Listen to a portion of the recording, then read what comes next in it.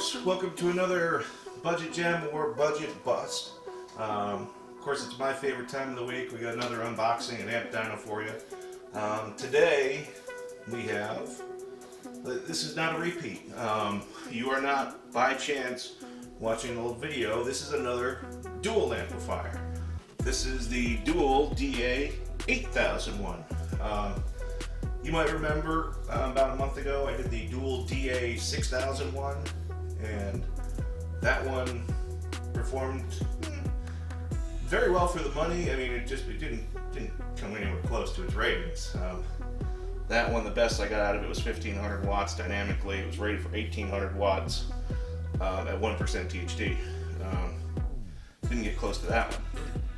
So, if I already know this amp is overrated, why am I testing it? Well, because I need to find out, for the money, is this a good value?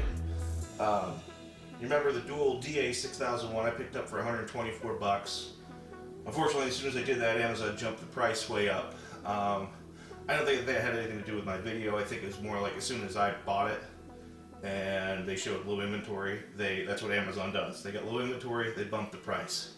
So this one was $87 shipped plus tax. And this is the bigger one than the DA6001. And of course, the minute I bought that, it became 212 bucks.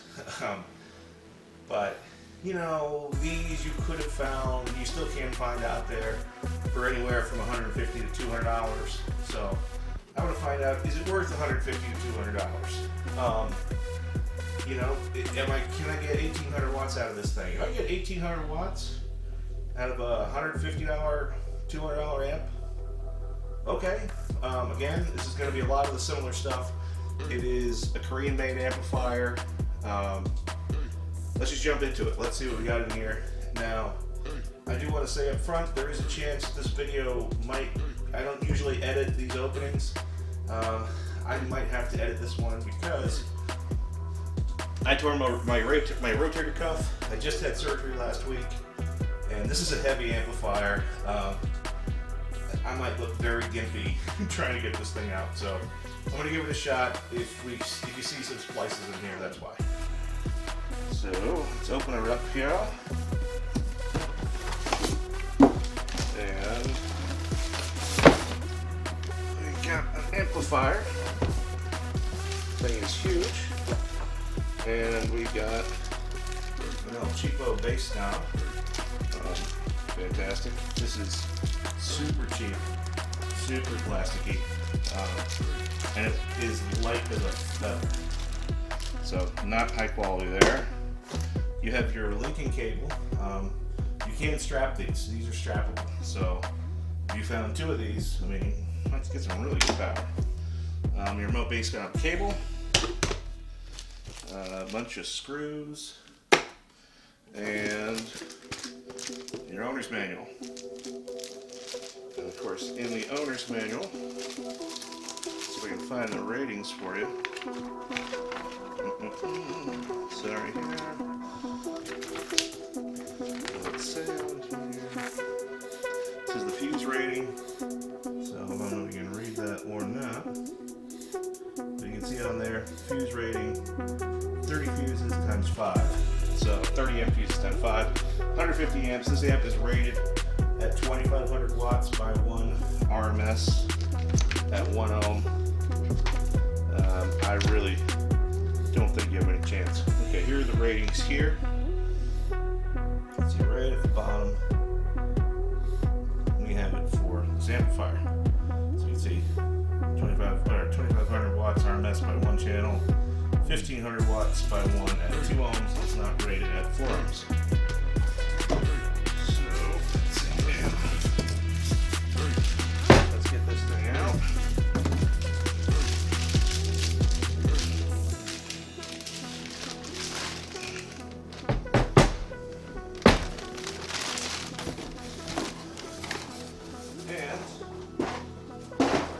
We have one amplifier. So very similar to the dual 6001. Even has the highly overrated 5200 watts right there on the front. The 6001, it was a lot more reasonable at 4,200 watts max. So this one, we're just going to jump it up another 1,000. Right here, of course, your typical power inputs. You've got, looks like 2 gauge inputs here for power and ground. Here's your 530 amp fuses, and looks like 8 gauge for speaker outputs.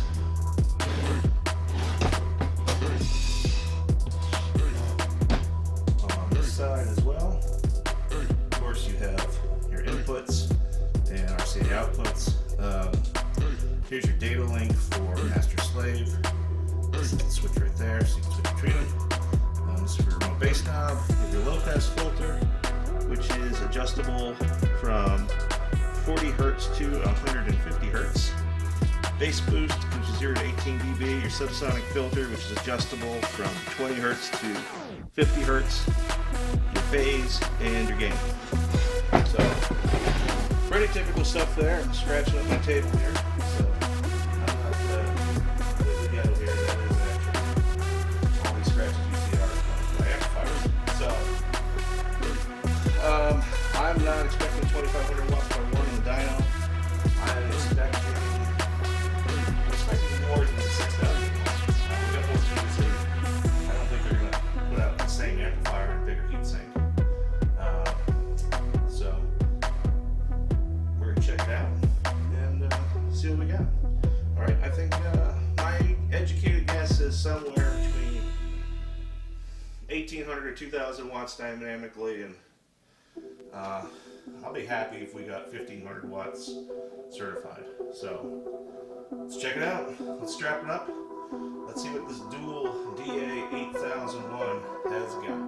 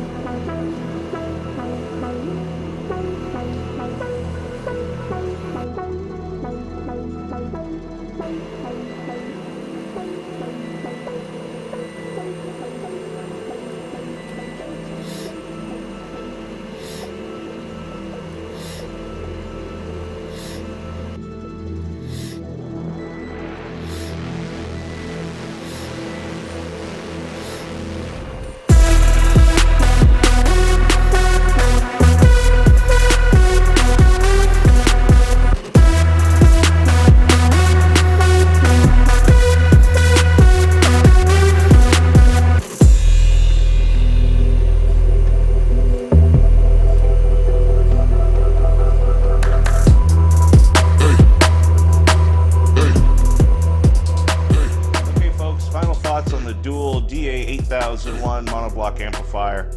Can't say I'm really surprised on the numbers that we were able to get out of the amplifier. You know, as you saw there, we got just about mid 1600s uncertified at 1 ohm, about 1500 watts certified, and over 1750, 1770 dynamically at 1 ohm. And of course, you know, I did drop it down to 0.85 ohms, and we did get almost 2,000 watts. So, is this a budget gem or a budget bust? Well, I paid 95 bucks for this amplifier. So, on any definition of a budget gem, 95 bucks for this amplifier is a goddamn steal. You're not going to find 1500 watts certified for 95 bucks anywhere else on the planet. Now, with that being said, this amplifier is not normally 95 bucks shipped. Usually you're going to find this in the $150 to $200 range. I don't even know if this is made anymore. You know, as we saw earlier, this amp is already almost 5 years old. It's, you know, this is December 28th and 2017. We're going to be clicking over to 18 here very shortly. So this makes it almost 5 years old. And, you know, it's still on Dual's website. They're still there. You can still find a couple of these on eBay. They're just not 95 bucks. So that brings up, do I recommend this amp? Do I not recommend this amp? If you can find the steel on it, if you could find it in the 150, 160 range, this amp is worth it all day long and twice on Sunday. It's a Korean-made amp.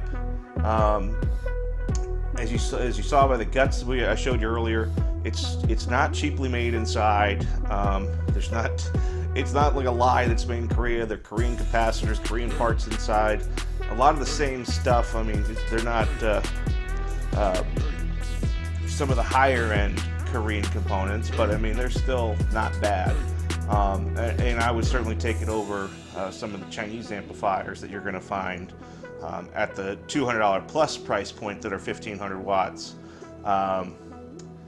You know, there are some compromises. It's only got the 4-gauge inputs. It's, you know, so you're going to have to use a reducer probably from 0-gauge or 2-gauge down to get into the amp. But it sounds good. I've played it a little bit here. I'm not going to show you because it doesn't show up good on YouTube, but I played around with it here. It sounds pretty good. It didn't get hot. It didn't get hot when I was running it at 0.85, and I didn't just do one test at 0.85. I did multiple tests at 0.85, back to back to back to back to back, and the amp didn't complain. I did drop it down at one point to 0.7, and I didn't show you the ratings on that one because I didn't film it. It went into protect, but as it was going into protect, it put out over 2400 watts. And I don't know if I could lower the gain down a little bit, if I could get it to handle that load and get a test through it. But again, for what I paid, it's not a budget gem, it's a budget steal of a deal. I'm going to call it a budget gem if you could find it for around 150, 160. Again, I mean, you could buy two of these if you could find them for 160. You could buy two of them, strap them together, and you're going to have a legitimate 3,000 plus watt combo there. So for everything that this amp packs, even though it is overrated, and they did need to overrate it, it's a good value.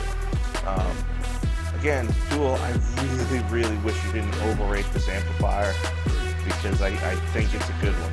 I don't know what the longevity of this is going to be, but I didn't see anything inside that said this is going to break at any moment. It's not light. It's got a beefy heat sink. I think this one might be able to last a little bit. So, Dual, bad job on the ratings. Good job on the amp. So, again,